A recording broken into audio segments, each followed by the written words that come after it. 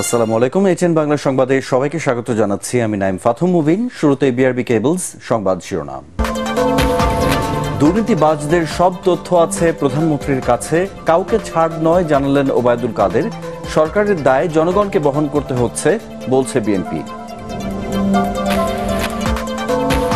কাল থেকে বাড়ছে সব ধরনের জ্বালানি তেলের দাম। জ্বালানি সাশ্রয়ে বৈদ্যুতিক গাড়ি আমদানির তাগিদ বিদ্যুৎ ও পরিবেশ বিষয়ক নীতি নির্ধারকদের।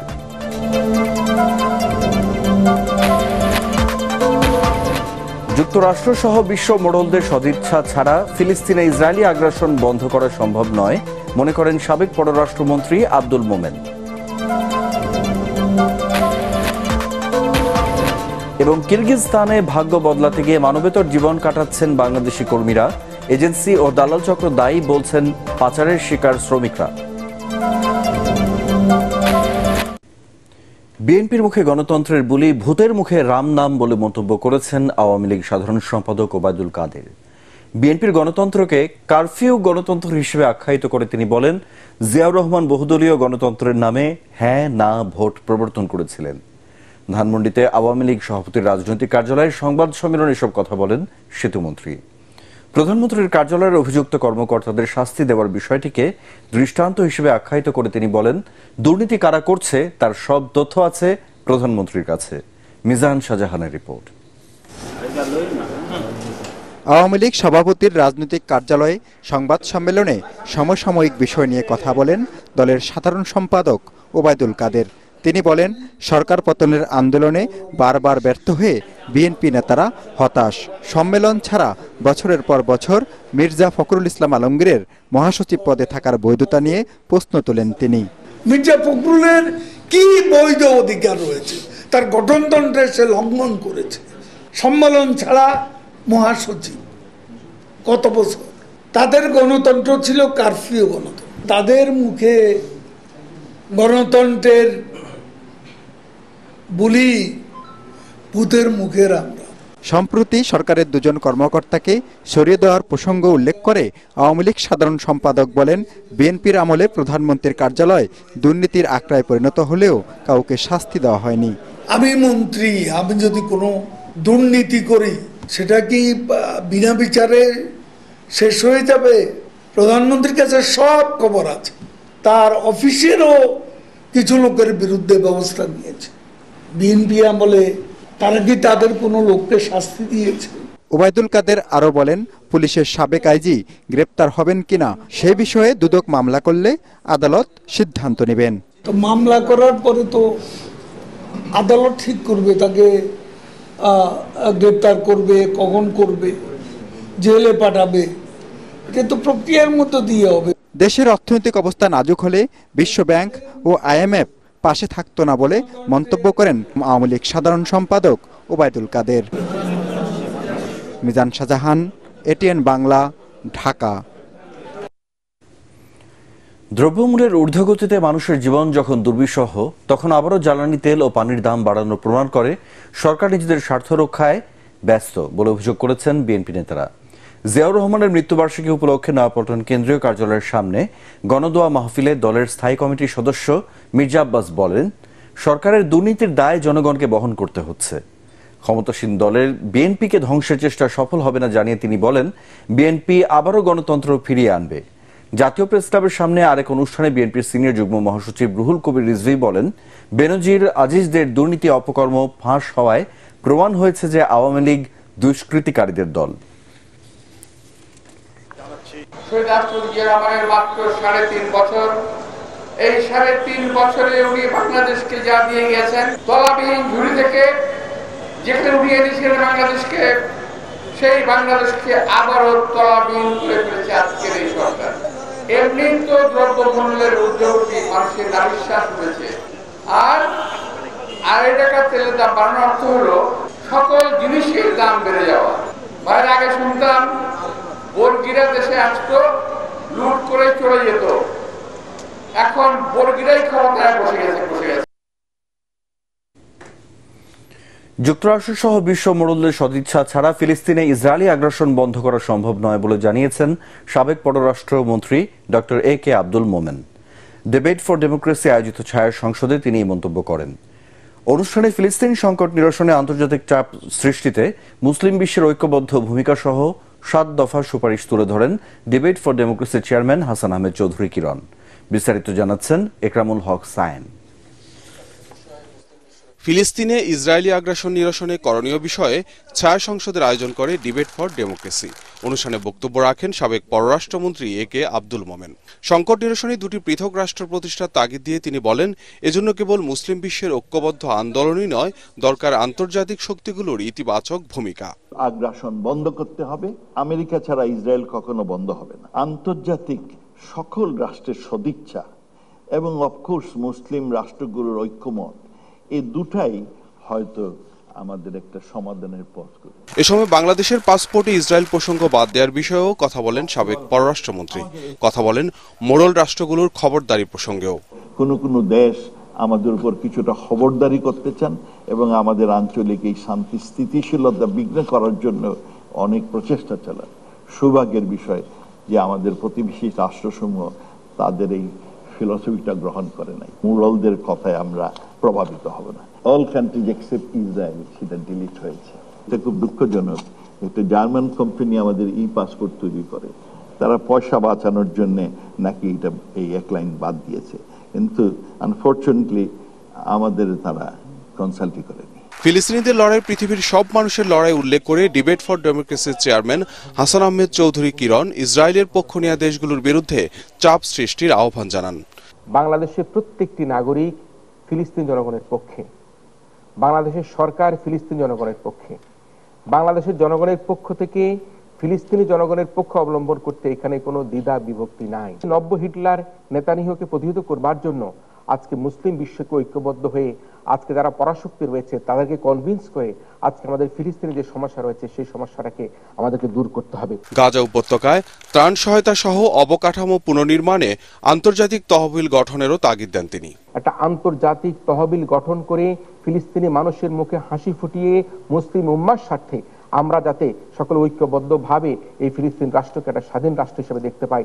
জাতিসংঘ, যুক্তরাষ্ট্র, ইউরোপীয় ইউনিয়ন এবং অন্যান্য আন্তর্জাতিক সংস্থা এবং দেশগুলোর মধ্যস্থতায় উভয় পক্ষের অংশগ্রহণে একটা শান্তি চুক্তি নিশ্চিত করবার জন্য আহ্বান জানাচ্ছি। ছায়া সংসদে কবি নজরুল সরকারি কলেজকে হারিয়ে বিজয়ী হয় স্টেট ইউনিভার্সিটি অব বাংলাদেশের বিতার্কিকরা। একরামুল হক সায়েম, এটিএন বাংলা, ঢাকা। মুসলিম বিশ্বের প্রতি ঐক্যের ডাক দিয়ে ইসরায়েল ও তাদের সমর্থকদের পণ্য বয়কটের আহ্বান জানিয়েছেন ইসলামী আন্দোলন বাংলাদেশের আমির মুফতি সৈয়দ মোহাম্মদ রেজাউল করিম। জাতীয় মসজিদ বায়তুল মোকাররমের সামনে ফিলিস্তিনে দখলদার ইসরায়েলের গণহত্যা বন্ধ এবং স্বাধীন ফিলিস্তিন রাষ্ট্র প্রতিষ্ঠার দাবিতে আয়োজিত গণমিছিল ও সমাবেশে তিনি আহ্বান জানান। এ সময় হাজার হাজার মানুষ ফিলিস্তিনের পতাকা, ম্যাপ, গণহত্যার বিভিন্ন ছবি ও প্ল্যাকার্ড নিয়ে স্লোগানে মুখর করে তোলেন পুরো এলাকা। আমেরিকা বিভিন্ন সময় বিভিন্ন ভালো ভালো মুখরোচক বিভিন্ন স্লোগান কথার মাধ্যমে শান্তির নামে মানবতার পক্ষে বিভিন্ন ধরনের বক্তব্য, তারা সম্পূর্ণ ধোঁকাবাজি, মানুষকে ধোঁকার মধ্যে ফেলিয়ে আসলে ওরাই হলো মূলত সবচেয়ে বড় জালেম, ওরাই হলো সবচেয়ে বড় মানবতা বিরোধী। কাল থেকে ফের বাড়ছে জ্বালানি তেলের দাম।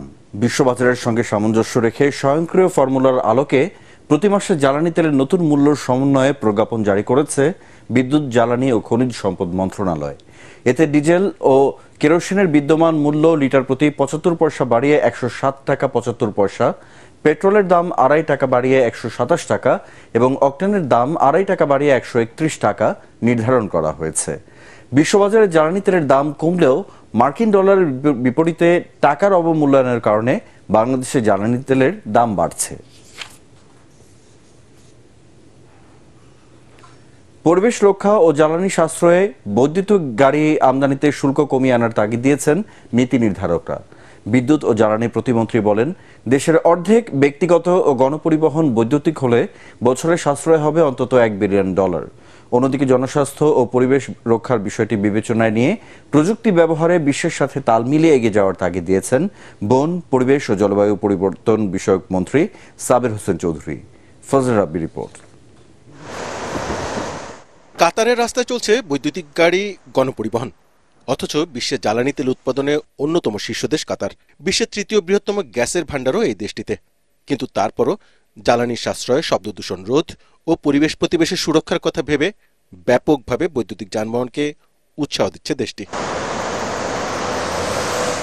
প্রায় 10 বছর আগে বাংলাদেশে বৈদ্যুতিক গাড়ি আমদানি শুরু হলেও এখনও জনপ্রিয় হয়নি জ্বালানি সাশ্রয়ী এই পরিবহন।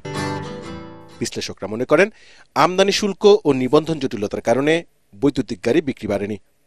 বর্তমানে আমদানি করা বৈদ্যুতিক গাড়ির উপর 20% সম্পর্ক শুল্ক দিতে হয়। এছাড়া দিতে হয় 3 লাখ টাকা অগ্রিম আয়কর। এতে করে প্রত্যাশা অনুযায়ী বাড়ছে না পরিবেশ বান্ধব এই যানবাহনের ব্যবহার। অথচ ইলেকট্রিক গাড়ির চার্জিং স্টেশন স্থাপন নীতিমালা সহ আনুষঙ্গিক বিষয়ে পুরোপুরি প্রস্তুত বিদ্যুৎ বিভাগ। বিদ্যুৎ ও জ্বালানি প্রতিমন্ত্রী বলেন, শুধু পরিবেশ প্রতিবেশী নয়, জ্বালানি আমদানির খরচ কমিয়ে আনতে বাড়াতে হবে বৈদ্যুতিক গাড়ির ব্যবহার। আগামী বাজেটে ইলেকট্রিক ভেহিকেলের ট্যাক্সের ব্যাপারে আমার মনে হয় যে শীতল করা দরকার। আমাদের যে পরিমাণ ভেহিকেল আছে তার 50% যদি ইলেকট্রিক হয়, সরকারের ডলারের সাশ্রয় হবে প্রায় $1 বিলিয়ন। এ বিষয়ে পরিবেশ মন্ত্রী সাবের হোসেন চৌধুরী আক্ষেপ করে বলেন, অনেক আগেই দেশে বৈদ্যুতিক যানবাহন আমদানি সহজ করতে সুপারিশ করেছিল সংসদের বন, পরিবেশ ও জলবায়ু পরিবর্তন বিষয়ক সংসদীয় কমিটি। তবে বিষয়টি নিয়ে এবার ইতিবাচকভাবে সরকারের অর্থ বিভাগ ভাববে বলে আশা প্রকাশ করেন তিনি। আমরা পরিবেশ থেকে এটা চাহিদার কথাটা আমরা বলবো, তারপরে সেখানে আমাদের বিদ্যুৎ জ্বালানি মন্ত্রণালয় তাদের সহযোগিতা লাগবে, পরিকল্পনা লাগবে এবং সর্বশেষ অর্থ এবং এনবিআর। কেননা এটাকে যদি রোডম্যাপটাকে আমি বাস্তবায়ন করতে যাই, তাহলে এখানে ট্যাক্স সংক্রান্ত যে সুবিধাগুলো আছে বা প্রমোদনা বা ইনসেন্টিভ আছে, সেগুলোও কিন্তু আমাদেরকে নিয়ে আসতে হবে। বাংলাদেশে বৈদ্যুতিক গাড়ির ব্যবহার বাড়াতে নতুন প্রযুক্তি গ্রহণের দৃষ্টিভঙ্গি থাকতে হবে বলেও মনে করেন এই নীতি নির্ধারকরা। সাধারণত বিশেষজ্ঞরা পরামর্শ দেন, নীতি নির্ধারকরা নানা বিচার বিশ্লেষণের পর সেটি গ্রহণ অথবা বর্জন করেন। কিন্তু বৈদ্যুতিক যানবাহনের ক্ষেত্রে নীতি নির্ধারকরা নিজেরাই বলছেন এটি হবে পরিবেশ বান্ধব এবং জ্বালানি সাশ্রয়ী। তাই আসছে বাজেটে বৈদ্যুতিক যানবাহনকে উৎসাহিত করতে নানা পদক্ষেপ দেখা যাবে বলে প্রত্যাশা করা হচ্ছে। ফজলে রাব্বি, এটিএন বাংলা, ঢাকা। কিরগিজস্তানে গিয়ে কাজ না পেয়ে মানবেতর জীবন কাটাচ্ছেন বাংলাদেশি কর্মীরা। মাসে 50,000 টাকা বেতনে কাজ দেওয়ার লোভ দেখিয়ে তাদের প্রত্যেকের কাছ থেকে 5 লাখ টাকা নেয়ার অভিযোগ উঠেছে এক এজেন্সি ও দালাল চক্রের বিরুদ্ধে। সেখানে গিয়ে ভুক্তভোগীরা জানতে পারেন তারা পাচারের শিকার। তবে আটকে পড়াদের ফিরিয়ে আনতে এবং অভিযুক্তদের বিরুদ্ধে ব্যবস্থা নেওয়ার আশ্বাস দিয়েছেন প্রবাসী কল্যাণ প্রতিমন্ত্রী শফিকুর রহমান চৌধুরী। ইমদাদুল্লাহ বাবুর রিপোর্ট। রুটিগুলা এমন মনে হচ্ছে যে পাথর ছিঁড়ে খাচ্ছি আমরা। সেরকম মালয়েশিয়া পাঠানোর কথা বলে আরিফুল, শরীফ ও বাছিরের কাছ থেকে 5 লাখ টাকা করে নেয় দালাল চক্র। বলা হয় গার্মেন্টস এবং কারখানায় মাসে 50,000 টাকা বেতনের কাজ দেয়া হবে, কিন্তু তা না করে তাদের হঠাৎ পাঠানো হয় মধ্য এশিয়ার দেশ কিরগিজস্তানে। এখানে তাদের একটি হোটেলে রেখে কারখানায় কাজে পাঠানো হবে বলে জানায় দালাল চক্র।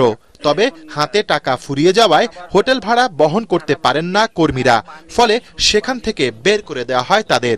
পরে থাকা খাওয়ার চুক্তিতে এই স্ট্রবেরি বাগানে ক্ষেত মজুর হিসেবে কাজ জোগাড় করেন আরিফুল, শরীফ ও বাছির।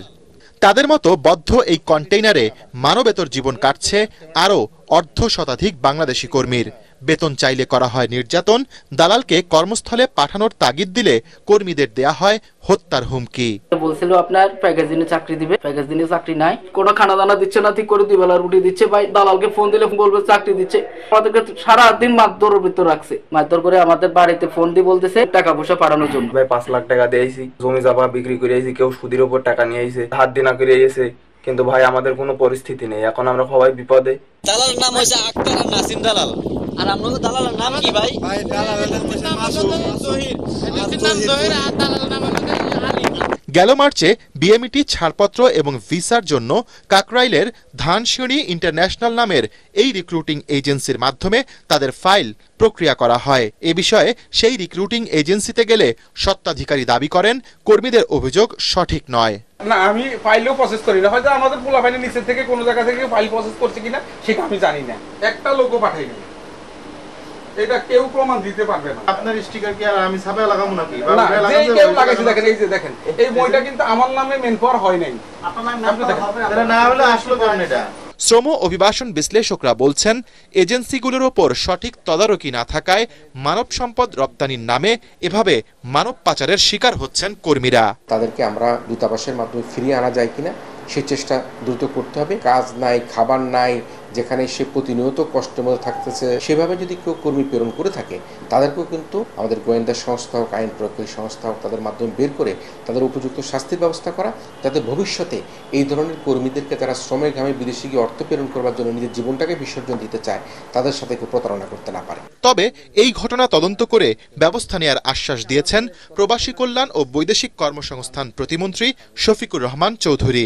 অ্যাম্বাসেডরকে বলছি সেখানকার অবস্থা জানার জন্য এবং সেই ব্যাপারে কি পদক্ষেপ নিলে ভালো হয়, তাদেরকে আনা বা তাদেরকে অন্য জায়গায় স্থানান্তরিত করা, সেই ব্যাপারে আমাদের যোগাযোগ আছে। খারাপ পাঠাইছে, খাদের মাধ্যমে গিয়েছে, সেই সমস্ত জিনিস আমরা তদন্ত করতেছি এবং তদন্ত করে যাদেরকে পাওয়া যাবে তাদের বিরুদ্ধে আইনানুগ ব্যবস্থা নেওয়া হবে। এমন ঘটনা এড়াতে জেনে বুঝে কর্মীদের বিদেশে কাজে যাওয়ার অনুরোধ করেন প্রবাসী কল্যাণ প্রতিমন্ত্রী।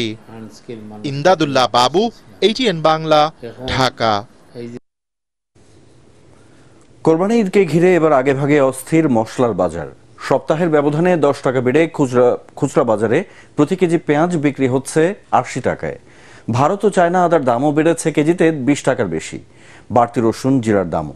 রিপোর্ট করছেন আদ্দিন সজীব। রাজধানীর বাজারে ডিমের ডজন এই সপ্তাহে 150 টাকা। মহল্লার দোকানে তা আরো বেশি। কিনতে গিয়ে বিপাকে পড়া ভোক্তাদের প্রশ্ন, নিত্য পণ্যের এত দামে কিভাবে বাঁচবে সাধারণ মানুষ? এটা সস্তা একটা জিনিস, এটা দিয়ে মানুষ প্রোটিনের চাহিদা শেষ করতো, কিন্তু এখন তো এইটাও কিনার বাইরে চলে গেল। অ্যাব নর্মাল বলতে কোনো কিছু নেই বাংলাদেশে, সব নর্মাল। আগে মাসে যে কয়টা ডিম কিনতাম এখন তার থেকে অর্ধেকের কম কিনতে হয়। কোরবানির ঈদের বাকি 2 সপ্তাহ, এরই মধ্যে মশলার বাজারে দাম বাড়ছে সবকিছুরই। পাইকারিতে পেঁয়াজের 1 পাল্লা বা 5 কেজি এখন 380 টাকা, অর্থাৎ প্রতি কেজি 76 টাকা। দাম তো কমে না, দাম তো বাড়তেছে 10 টাকা করে। 2800 টাকা মন আমি কিনছি, আর 5 টাকা খরচা আছে না। বাইরের বেচা দামে 80 টাকা কেজি, বাইরের বেচল 50 টাকা কেজি হলো, এটা দাম হলো নিম্ন দামে। খুচরা বাজারে আরো 5 টাকা বেড়ে এই পণ্য বিক্রি হচ্ছে কেজি প্রতি 80 টাকায়। 80 করেই নিলাম, এতে কিছু আর কি হয়তো 2-4 টাকা বা 5 টাকা এরকম কম আর কি। আদার দামেও অস্বস্তি বেড়েছে কয়েকদিন হলো। আগের সপ্তাহের 200 টাকার চায়না আদা পাইকারিতে কেজি প্রতি 220 টাকায় কিনতে হচ্ছে এ সপ্তাহে। চায়নার দাম বেশি, চায়নার 220 টাকা কেজি। আগের সপ্তাহে ছিল আপনার 100, 210, 5 এরকম ছিল। মনিটরিং হচ্ছে না তো, মুখে বলা কাজে করে আর। খুচরাতে সেই আদাই আবার আরো 30 টাকা বেশি দিয়ে প্রতি কেজি 250 টাকায় বিক্রি হচ্ছে। বাড়তি রসুনের দামও 250 টাকা কেজি চায়নাটা। 25 টাকা যে পার্থক্য দামের দুই জায়গায়, এটা কি মানে নরমালি তো? ঢাকার বাজারে কেজি প্রতি 80 থেকে 100 টাকা পর্যন্ত বেড়েছে জিরার দাম। গেছে সপ্তাহে বিক্রি করছি 650-700 টাকা, সেই জিরা এখন বর্তমানে 750-800 টাকা বিক্রি করতেছি। এখনো বাড়তি দামেই কিনতে হচ্ছে ব্রয়লার মুরগি 200 টাকা কেজি। সবজির দাম তুলনামূলক কিছুটা কম। আদ্দিন সজীব, ATN বাংলা, ঢাকা। রাজধানীতে অনুষ্ঠিত হল ভারত বাংলাদেশ সম্প্রীতি উৎসব, আলোচনা সভা ও গুণীজন সম্মাননা প্রদান অনুষ্ঠান। এতে প্রধান অতিথি ছিলেন সুপ্রিম কোর্টের বিচারপতি SM মুজিবুর রহমান। প্রধান আলোচক ছিলেন সাবেক সেনাপ্রধান এবং অস্ট্রেলিয়া, নিউজিল্যান্ড ও ফিজিতে নিযুক্ত সাবেক রাষ্ট্রদূত অবসরপ্রাপ্ত lieutenant general M Harunur Rashid. এ সময় সুপ্রিম কোর্টের বিচারপতি ডক্টর আবু তারিক, গ্লোবাল ইউনিভার্সিটির উপাচার্য অধ্যাপক ডক্টর আনিসুজ্জামান, বাগদাদ গ্রুপের চেয়ারম্যান ফেরদৌস খান আলমগীর উপস্থিত ছিলেন।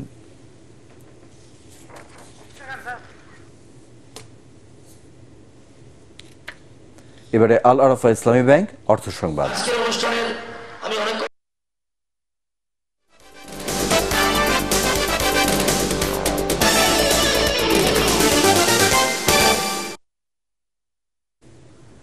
অনুষ্ঠিত হল জনতা ব্যাংকের 17তম বার্ষিক সাধারণ সভা।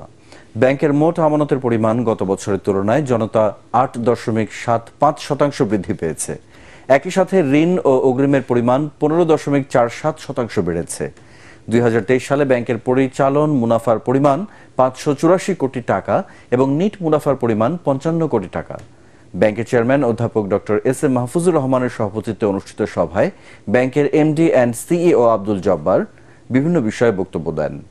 বার্ষিক সাধারণ সভায় আর্থিক প্রতিষ্ঠান বিভাগের যুগ্ম সচিব কামরুল হক মারুফ, ব্যাংকের পরিচালক অজিত কুমার পাল সহ ঊর্ধ্বতন কর্মকর্তারা অংশ নেন। পর্বের শুরুতেই পার্টেক্স খেলার খবর।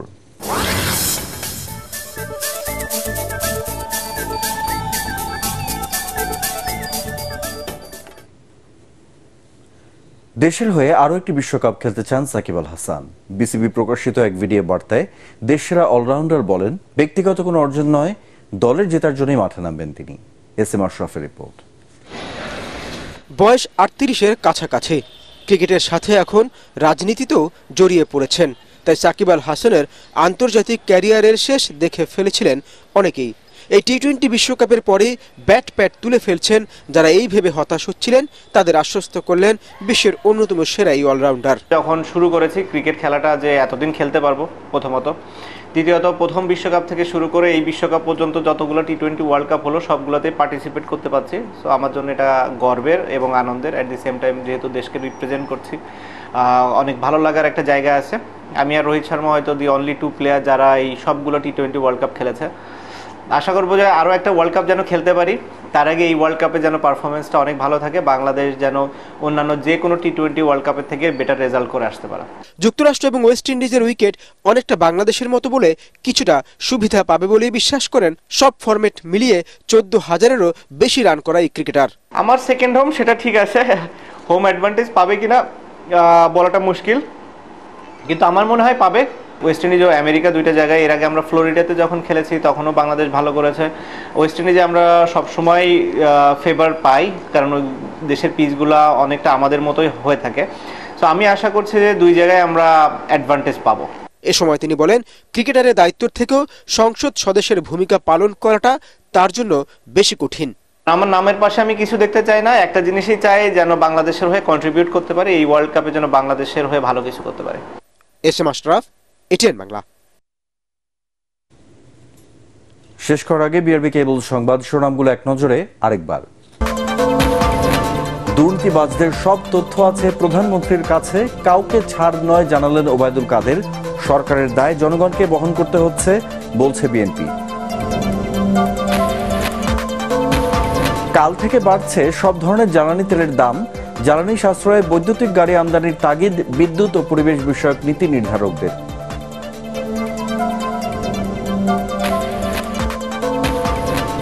যুক্তরাষ্ট্র সহ বিশ্ব বড়দের সদিচ্ছা ছাড়া ফিলিস্তিনে ইসরায়েলি আগ্রাসন বন্ধ করা সম্ভব নয় মনে করেন সাবেক পররাষ্ট্রমন্ত্রী আব্দুল মোমেন।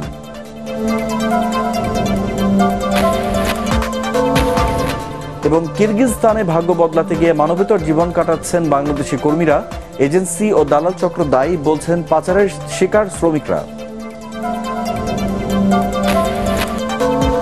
পরবর্তী সংবাদ দেখার আমন্ত্রণ জানিয়ে এখনকার মতো শেষ করছি। এটিএন বাংলা সংবাদ ইউটিউবে দেখতে ব্রাউজ করুন youtube/ATN Bangla News। ধন্যবাদ।